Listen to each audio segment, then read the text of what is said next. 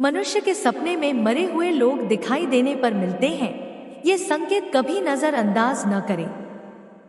मनुष्य के सपने में मरे हुए लोग दिखाई देने पर मिलते हैं। यह संकेत कभी नजरअंदाज न करें।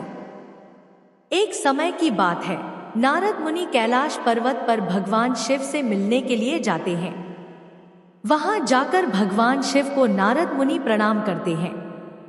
भगवान शिव नारद मुनि का बड़े ही प्रेम से आदर सत्कार करते हैं। फिर भगवान शिव कहते हैं, नारद मुनि, तुम्हारा कैलाश पर्वत पर आने का क्या प्रयोजन है? अवश्य ही तुम कोई महत्वपूर्ण कार्य से या कोई महत्वपूर्ण समाचार लेकर आए होंगे। तब नारद मुनि कहते हैं, हे देवों के देव महादेव, आप तीनों लोकों में सबसे बड़े हैं। आपसे कोई भी बात छिपी हुई नहीं है। आपको समस्त चराचर के भूत और भविष्य का भी ज्ञान है। इसलिए मैं आपके पास एक महत्वपूर्ण प्रश्न लेकर आया हूं। आपसे मेरी विनती है, आप मेरे प्रश्न का समाधान करने की कृपा कीजिए। फिर भगवान शिव कहते हैं, मुनिवर, तुम सत्य कहते हो। हम तीनों लोकों में निवास करने वाले सभी प्राणियों के बारे में जानते हैं। आखिर तुम्हारा प्रश्न क्या है? तुम मुझसे क्या जानना चाहते हो? जरा बताओ। तब नारद मुनि कहते हैं, हे भोलेनाथ, मैं मृत्यु लोक में भ्रमण करने के लिए गया था और वहां भ्रमण करके आ रहा हूं। वहां पर मैंने भूत, प्रेत और पिशाच आदि प्रकार की कई विचित्र चीजें देखी हैं जो वन में निवास करती हैं। इसके साथ ही मैंने देखा कि सभी दुष्ट शक्तियां मनुष्य को परेशान करती रहती हैं, उन्हें हमेशा दुख देती हैं। इसका क्या कारण है? और ये सभी बुरी शक्तियां मनुष्यों को क्यों परेशान करती रहती हैं? मेरे मन में एक अन्य प्रश्न और उठ रहा है कि मनुष्य कई बार सपने में अपने पूर्वजों को देखता है, तो इसका क्या अर्थ होता है? सपने में मरे हुए लोग दिखाई देने का क्या मतलब है? इससे मनुष्य को कौन से संकेत मिलते हैं? हे भोलेनाथ, मैं समस्त मनुष्य जाति के कल्याण के लिए इन प्रश्नों के उत्तर जानने के लिए ही आपके पास आया हूं। नारद मुनि के प्रश्न सुनकर भगवान शिव कहते हैं, हे मुनिवर, तुमने समस्त मानव जाति के कल्याण के लिए उचित ही प्रश्न किए हैं। मैं तुम्हें तुम्हारे इन प्रश्नों के उत्तर अवश्य दूंगा, परंतु उससे पहले मैं तुम्हें एक पवित्र कथा सुनाता हूं। इस कथा में तुम्हें तुम्हारे इन प्रश्नों के उत्तर मिल जाएंगे। तुम इस कथा को बड़े ही ध्यान से सुनना, और जो भी प्राणी इस पवित्र कथा को ध्यान लगाकर सुनेगा, उसके घर में हमेशा खुशहाली बनी रहेगी और उन्नति के नए नए द्वार खुलते चले जाएंगे। तब नारद मुनि ने कहा, हे भोलेनाथ, आप मुझे वह पवित्र कथा सुनाइए। मैं उस कथा को बड़े ही ध्यान से सुनूंगा। फिर भगवान शिव नारद मुनि को यह पवित्र कथा सुनाते हैं। एक समय की बात है, मध्य देश में एक बड़ी ही सुंदर और रमणीय नगरी थी। उस नगरी में एक व्यापारी अपने 4 भाइयों के साथ रहता था। व्यापारी और उसके सभी भाइयों का विवाह हो चुका था और सभी मिलजुल कर आपस में बड़े ही प्रेम से रहते थे। उस व्यापारी के घर में किसी भी चीज की कोई कमी नहीं थी, क्योंकि वे सभी आपस में मिलजुल कर व्यापार करते थे। उस नगरी में उस व्यापारी के समान कोई भी धनवान नहीं था। यह सारी संपत्ति उस व्यापारी को उसके पूर्वजों से ही प्राप्त हुई थी। व्यापारी के पूर्वज बहुत बड़े दानी और दयालु थे। वे सभी दान, धर्म, यज्ञ और अनेक प्रकार के धार्मिक कार्य किया करते थे। परंतु वह व्यापारी बहुत बड़ा कंजूस स्वभाव का था और उसके अंदर उसके पूर्वजों के लक्षण बिल्कुल भी नहीं थे। उस व्यापारी के जीवन में उसने न तो कभी दान धर्म किया, न कभी यज्ञ करवाया और न कभी धार्मिक कार्य करवाया। व्यापारी ने अपने जीवन में धन तो बहुत इकट्ठा किया, परंतु उसने उस धन का कभी सदुपयोग नहीं किया।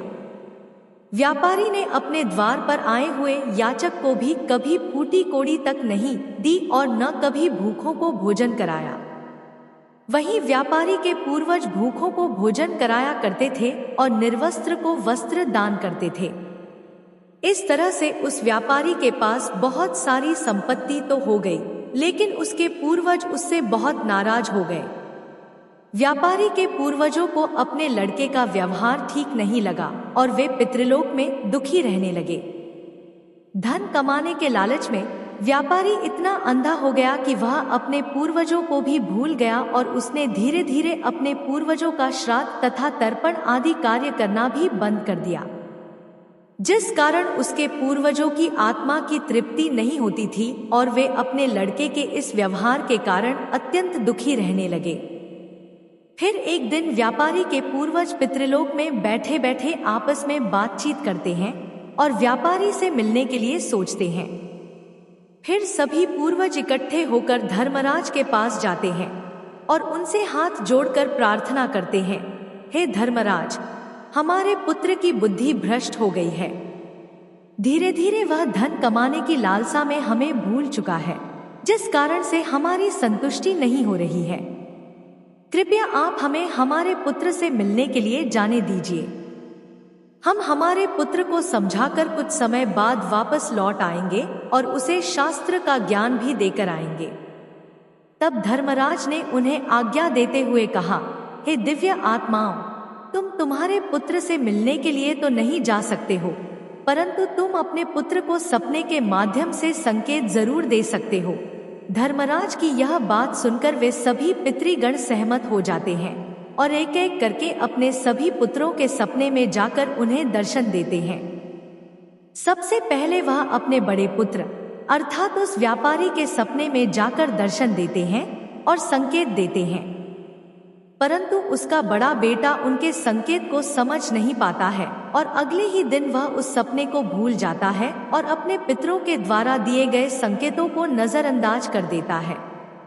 फिर वे सभी पितगण अपने दूसरे पुत्रों के सपने में जाकर उन्हें भी दर्शन देते हैं और संकेत देते हैं, लेकिन फिर वे भी उन संकेतों को नजरअंदाज कर देते हैं।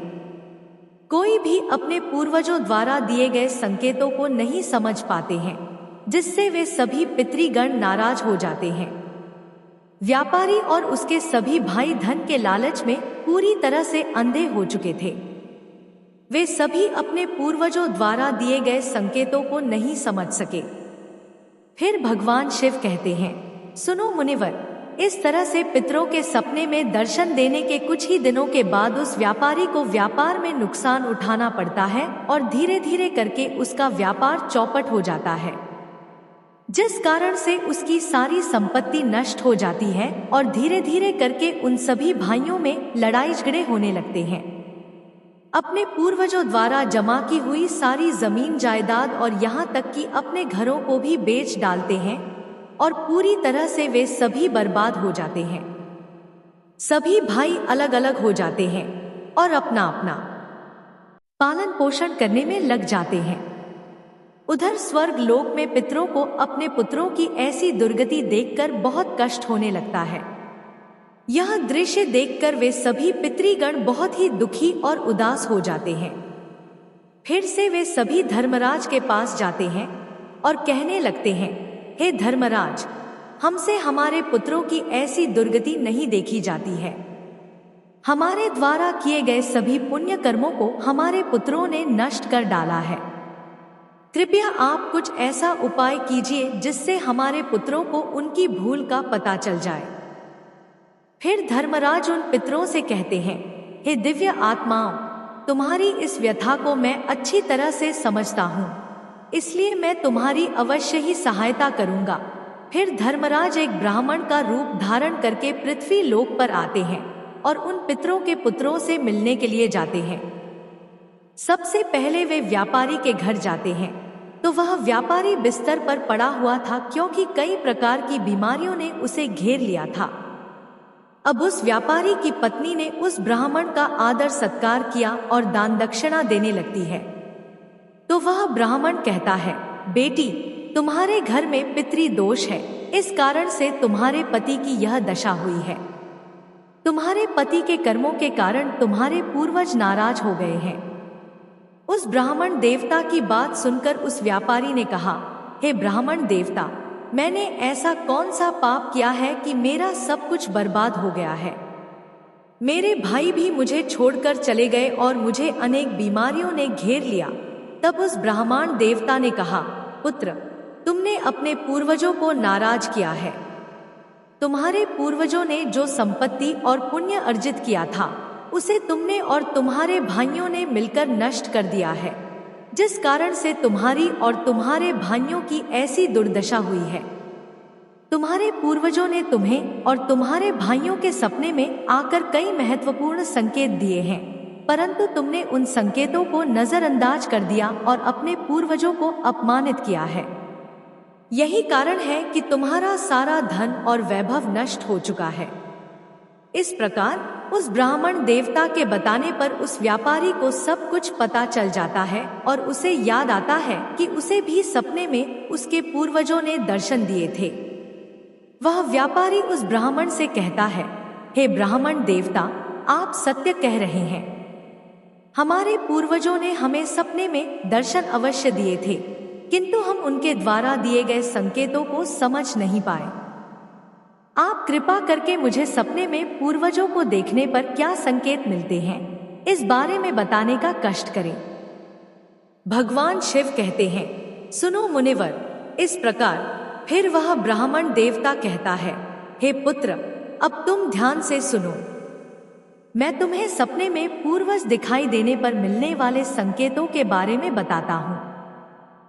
धर्मराज कहते हैं, पुत्र, यदि पितरों का उद्धार नहीं होता है तो वे प्रेत योनि में ही मृत्युलोक में भटकते रहते हैं और भूख प्यास से व्याकुल होकर अपने परिवारजनों के घर में प्रवेश करते हैं। यदि सपने में हाथी, घोड़ा, बैल अथवा मनुष्य का विकृत रूप दिखाई दे तो समझ जाना चाहिए कि पितृगण अपने पुत्रों के व्यवहार से अत्यंत दुखी हैं। जो मनुष्य पशु पक्षियों को अन्न का दान नहीं करता है उसके पितृ अत्यंत दुखी होते हैं और पशुओं का रूप धारण करके सपने में दर्शन देते हैं। यदि मनुष्य को कोई ऐसा सपना आता है जिसमें कोई पशु अथवा अवा जानवर मनुष्य की वाणी में बोलता हुआ दिखाई दे, जैसे कुत्ता, बिल्ली, भैंस आदि, तो इसका अर्थ यह होता है कि मनुष्य के पितृ उससे अत्यंत रुष्ट हैं। ऐसे मनुष्य को भविष्य में भयंकर अपमान का सामना करना पड़ सकता है। ऐसे मनुष्य के जीवन में दुख और क्लेश होता है और उसके भाई बंधु पशुओं की भांति आपस में ही युद्ध करने लगते हैं। धर्मराज कहते हैं, यदि सपने में मृत परिजन कुछ मांगते हुए दिखाई देते हैं तो उस सपने को मनुष्य को कभी भी नजरअंदाज नहीं करना चाहिए। इस सपने का अर्थ यह होता है कि उस मनुष्य के पूर्वज असंतुष्ट हैं और उनकी पितृलोक में तृप्ति नहीं हो रही है। जिस मनुष्य को सपने में उसके मृत पूर्वज कुछ मांगते हुए दिखाई पड़ते हैं उस मनुष्य का सारा अन्न भंडार धीरे धीरे समाप्त हो जाता है और वह दरिद्रता में पड़ जाता है। उसकी हालत एक भिखारी के समान हो जाती है। इसलिए उस मनुष्य को चाहिए कि तुरंत ही अन्न का दान करे, जिससे उसके मृत पूर्वज संतुष्ट हो सके। यदि सपने में अपने कोई पूर्वज क्रोधित अवस्था में दिखाई देते हैं तो उस मनुष्य के पूर्वज उसके कार्यों से संतुष्ट नहीं है और वह मनुष्य जो भी काम धंधा करता है उसमें उसे नुकसान उठाना पड़ता है। उसके द्वारा किए गए सभी कार्य व्यर्थ हो जाते हैं और उनका कोई फल उसे प्राप्त नहीं हो पाता है। यदि सपने में पूर्वज दिखाई पड़ते हैं और अचानक अदृश्य हो जाते हैं तो आने वाले समय में उस मनुष्य पर कोई बड़ा संकट आने वाला है, ऐसा समझना चाहिए। यदि सपने में कोई मनुष्य अपने मृत परिजनों को रोता हुआ देखता है तो उसके पूर्वज उसे यह संकेत दे रहे हैं कि उसे भविष्य में नुकसान उठाना पड़ेगा और उसका सारा धन वैभव नष्ट हो जाएगा। उसे भयंकर दरिद्रता का सामना करना पड़ेगा। आने वाले संकट की घड़ी को देखकर पूर्वज सपने में रोते हुए दिखाई पड़ते हैं। यदि सपने में पूर्वज गंदे और मैले वस्त्र पहने हुए दिखाई देते हैं तो निश्चित ही उस मनुष्य का सारा धन नष्ट हो जाएगा और वह धनहीन हो जाएगा। तब वह ब्राह्मण देवता कहता है, हे पुत्र, यदि तुम्हें भी इस प्रकार के सपने दिखाई पड़े हैं तो तुम्हें अपने पूर्वजों को प्रसन्न करने के लिए दान, धर्म, श्राद्ध आदि कार्य करने चाहिए, जिससे तुम्हारे सभी कष्ट दूर होंगे। उस ब्राह्मण की बात सुनकर उस व्यापारी को अपनी गलती का एहसास हो जाता है और वह तुरंत ही अपने भाइयों के पास जाता है और उन्हें ब्राह्मण देवता द्वारा बताई गई बात बता देता है। फिर सभी भाइयों को समझ में आ जाता है कि उनके पूर्वज उन्हें सपने में आकर संकेत दे रहे थे। फिर वे सभी भाई मिलकर नदी के तट पर जाते हैं और अपने पूर्वजों के लिए श्राद्ध, तर्पण, दान दक्षिणा आदि कार्य करते हैं और अपने पितरों को संतुष्ट करते हैं। फिर एक दिन उनके पूर्वज उनके सपने में आकर उन्हें दर्शन देते हैं और उन्हें नाना प्रकार के संकेत देते हैं। भगवान शिव कहते हैं, हे मुनिवर, जब मनुष्य के पूर्वज संतुष्ट हो जाते हैं तब मनुष्य को अनेक प्रकार के संकेत प्राप्त होते हैं।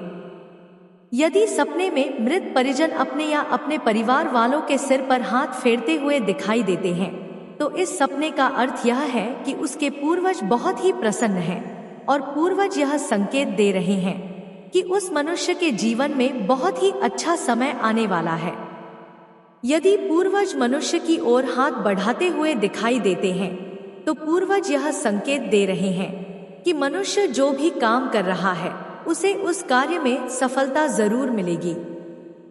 यदि सपने में पूर्वज स्वस्थ दिखाई देते हैं और उनके मुख पर तेज दिखाई देता है और उनके वस्त्र चमकीले और सफेद रंग के होते हैं तो उन पितरों को मुक्ति मिल चुकी है, ऐसा समझना चाहिए।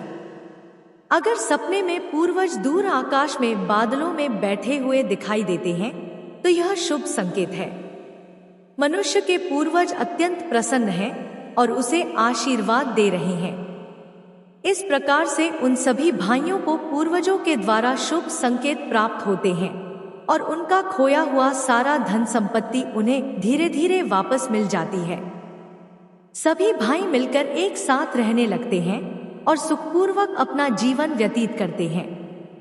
भगवान शिव कहते हैं, हे मुनिवर, जिस घर के पूर्वज खुश रहते हैं उस घर में सुख, संपत्ति और खुशहाली होती है और जिस घर के पूर्वज दुखी रहते हैं उस घर के मनुष्य कई समस्याओं से घिरे होते हैं। आशा करता हूँ आप लोगों को हमारी कथा पसंद आई होगी। अगर हमारी कथा आपको पसंद आई हो तो कृपया हमारे चैनल को सब्सक्राइब करें और वीडियो को लाइक करें। धन्यवाद।